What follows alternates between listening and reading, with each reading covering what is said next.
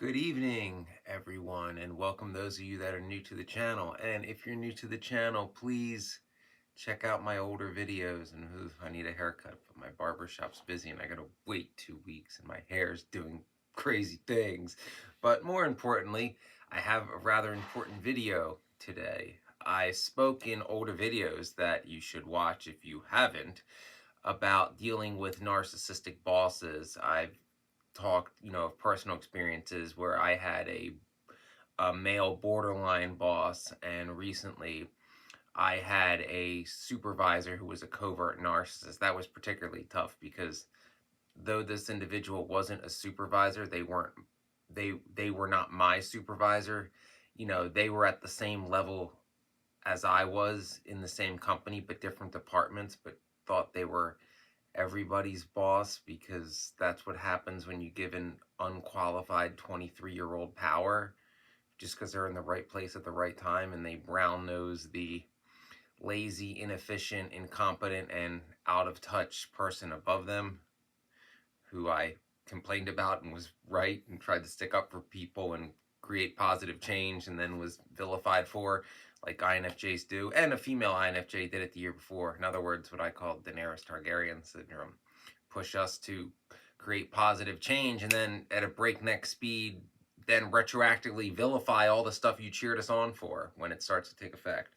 But alas, I have now thought, and I've come up with 7 red flags of a covert narcissistic boss and how to deal with them, because the how to deal with is important. And I sometimes leave that out, especially if I'm speaking of situations where it's like, I don't remember what I did there, or I wasn't personally in that situation. But 7 ways of detecting and dealing with a covert narcissistic boss. So, number 1, covert narcissistic bosses do not respect your boundaries.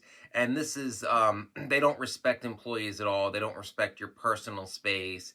They don't respect scheduling. Like, they'll change your schedule like that without telling you and expect you just to adapt. I mean, it's one thing. Yes, obviously, you're expected to to be there for your scheduled hours and perhaps maybe stay a few hours overtime. But I'm talking about, like, you were scheduled off the next day and they don't tell you about it until you're walking out the door the day before. That's just unprofessional and frankly incompetent for a manager to be doing. And they'll expect you to cover. They don't care what you have going on because it's all about them and their needs. And there usually be a degree of double standards. You'll see, like, the ones they favor, their enablers, no call, no showing, and there'll be no repercussions for that. Different rules for different people, which is illegal. You should contact the EEOC if you're being subjected to that, because, ooh, I smell a lawsuit, which that'll get them shaken. Even if you don't go through with it, just file it with the EEOC. They get real scared real fast, especially if there's merit to it, because even if you don't want to actually follow through with a lawsuit, if there is merit in that, you should do it just to scare them, because they don't know that you're not going to do that, and who knows what the next person is going to do. They also, I said they don't respect boundaries. They'll expect you to do things that are illegal or against, like, OSHA practices, or unsafe, or depending on the job, particularly in the entertainment industry, straight up exploitative, particularly if you're female. You know where I'm going with that, where you actually do have the right to say no, but they'll make you feel like if you don't do it, your career will be over. I witnessed an incident like that in the old days, and yeah, I handled it like a stereotypical Italian for my friend. But I was 19 years old, and he was in the wrong, and he didn't think I could do anything. You're just some 19-year-old mom. What are you going to do? Don't you know who I am? As I've always said, wealth and fame doesn't protect you in a fight. Fight's all about brute strength, you know. So, what to do if you're in these situations? You have to know how to set boundaries, and I know that can be tough to do, especially in the employee boss situation, especially if you're an ENFJ, because you're just bad at it to begin with. INFJs, young INFJs, aren't great at it, although, if the right buttons pushed, the INFJ rage will come out, and that usually scares the hell out of people, particularly with males, just because people in general are more afraid of a male resorting to violence than a female. Biologically speaking, typically we can do more damage, breaking things. So you must learn how to say no and stick up for yourself. Cite like employment law if you can, and also say that you're going to go to your supervisor and actually do it. Actually send that email. Don't do it in person. Write an email so there's a record of it so that, they can't deny that this behavior was reported. And also mention who around you witnessed it, because, the supervisor will probably lie their way out of it, especially if they're a narcissist. But if it's, gee, these 6 people were here, 5 out of the 6 are giving the same story and you're saying it's different. Yeah. So that's how you deal with that one. Strategy 2, they use the divide and conquer strategy, which means like, if you're the type of employee that, does their job and notices that people are being taken advantage of, and that angers you very much, and you talk about how that's wrong and they can't do that and you're going to report it, well, perhaps you usually have leadership abilities too. The narcissistic boss is going to covertly smear you behind your back and try to turn people against you, the old divide and conquer, because they want to maintain that power at all costs, So whoever has to be slandered, smeared, fired without cause, they'll do that rather than change, because they get off on the power. They get off on exploiting others. They get off on treating other people like their property, because deep down they're miserable, sad, pathetic people. So what you do in this is strength is unity. You have to band all the people of your same level together and be like, we want card check and we want a union. I tried that against the male borderline boss. Didn't end well, but I tried. Then people turned on me. He used the divide and conquer. So I know it can seem impossible, but you have to, like, if it's workers' rights, things of that nature, you have to discuss the benefits and how much better your wages and benefits will be if you unite together and say, we're not taking this anymore, all for one and one for all. It is a Herculean task, but it is what you have to do in this situation, particularly if you are legally in the right within, the employment law of wherever you are located, which you should look up. And if you know a lawyer who deals in that subject, you should probably speak to. And if you have a lawsuit, remember, you can get a lawyer on contingency to where they don't get paid unless you win the case. So just saying, just because you're broke doesn't mean you can't file a lawsuit if you have a good one and the lawyer agrees and the Equal Opportunity Commission agrees. Been there, done that, won that. Actually, they settled out of court, but I would have won. 3, the covert narcissistic boss has mood swings all the time. So you never know how the boss is going to be on one given day. And this will play with you, especially if you're an empath, because at first you'll be, they'll seem all right, and then they'll be horrid in their true self. And you'll brush it off. You'll excuse it. Like, are they just having a bad day? Everybody has bad days, things going on in their life. But then you'll notice if you become the scapegoat, you get blamed for everything. Sometimes even stuff that happens on days you're not there. That's when you really know you're the scapegoat. So bosses with NPD frequently have mood swings. Especially the covert types may give false apologies or excuses for this behavior. But, this unpredictability keeps you anxious all the time, walking on eggshells. I did a video about that. And that's how they want you to feel all the time. Like, oh, the slightest thing can upset the dear leader. We mustn't upset the dear leader. What to do? There's nothing you can do to control this, unfortunately. The best thing to do is to not let the boss's negativity get to you. Know that it has nothing to do with your work performance or your actions as a person, that they are a narcissist. So everything is about them, and they are looking to scapegoat their behavior onto you because in their mind, nothing's their fault. 4, they're all talk and they take no action. The narcissistic boss, especially when they first become a boss, will talk about, how it's going to be different now because they were, your level prior, that they're going to make positive changes and things are going to get better and they're going to fight. They never do. It's all talk so that you fall in line and respect them because you think like they actually have your back. They don't. They'll sell you out in a heartbeat. I've seen it happen.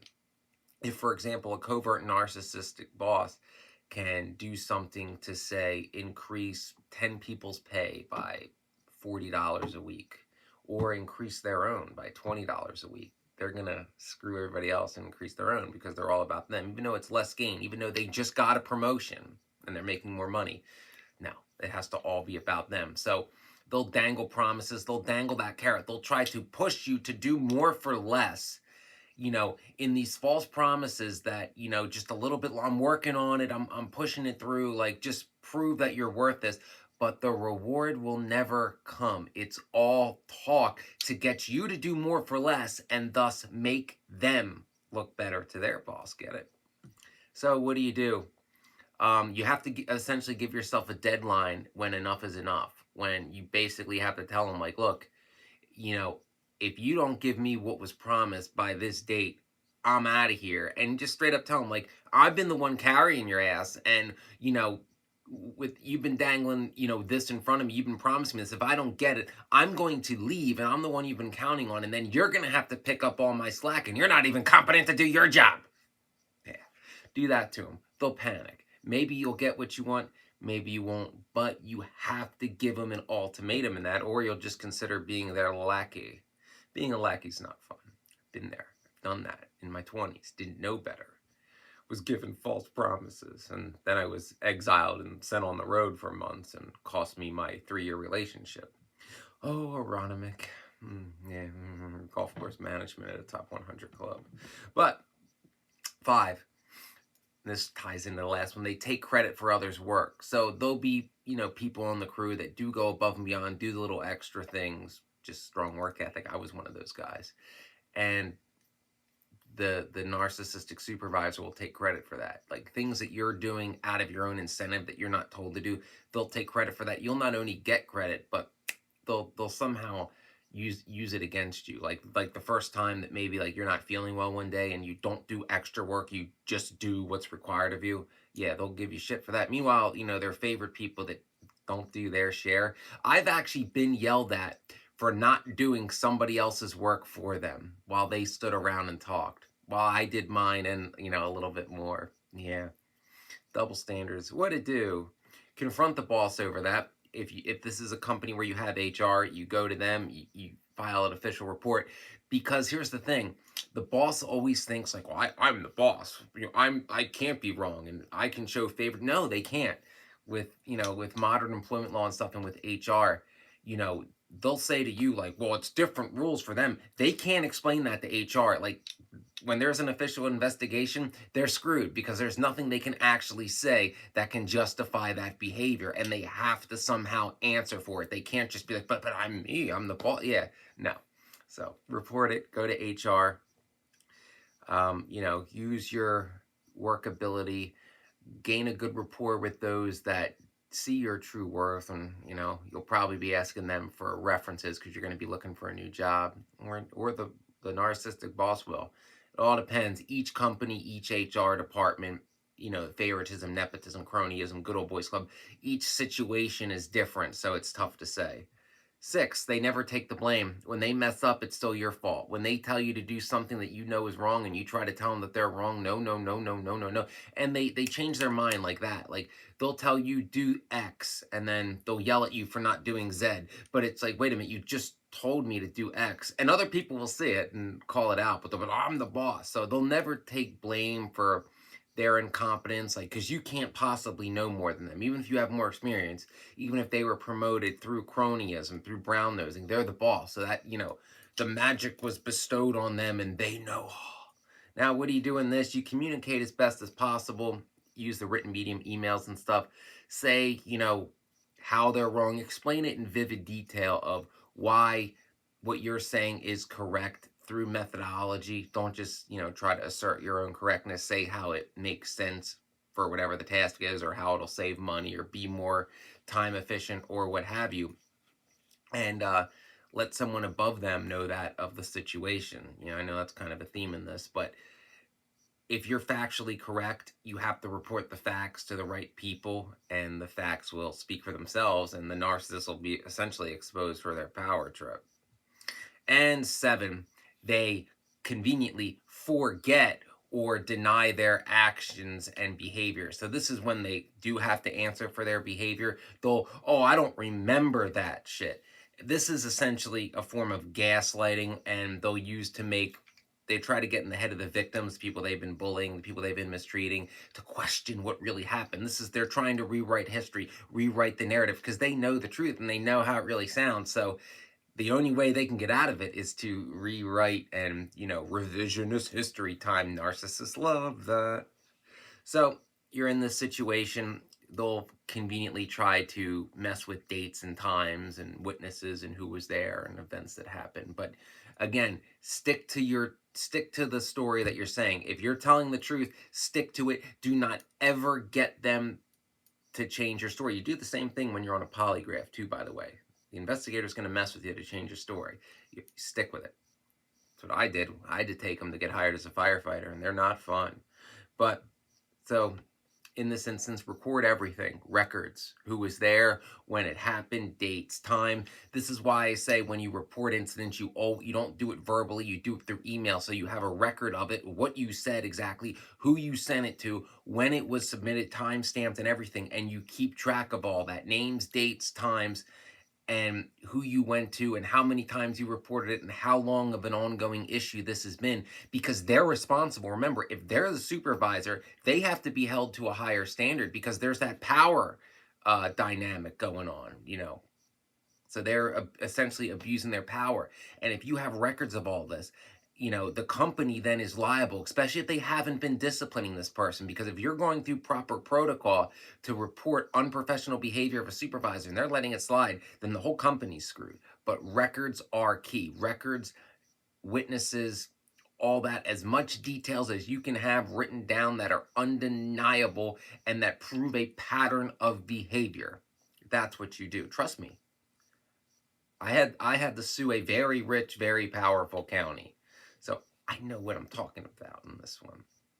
So I hope that helps with how to deal with a narcissistic boss. If there are further questions, please leave them in the comments below. Remember, in this one, the integrity is in keeping the records and keeping an accurate record of what happened, who saw it, when it happened, and having that written down. And it takes integrity to be able to keep such meticulous records and then do the right thing and report them if and when nothing is done based on this pattern of behavior. And remember, your intuition tells you, what is really going on. You have to trust it no matter how much they gaslight you. Thank you for making it to the end. This one was a little long, but it's important. Please like and subscribe. Check out my older videos. I got an end screen now, so that'll help you check out my older videos. I hope this was helpful, and, please send a super thanks and really help the channel grow.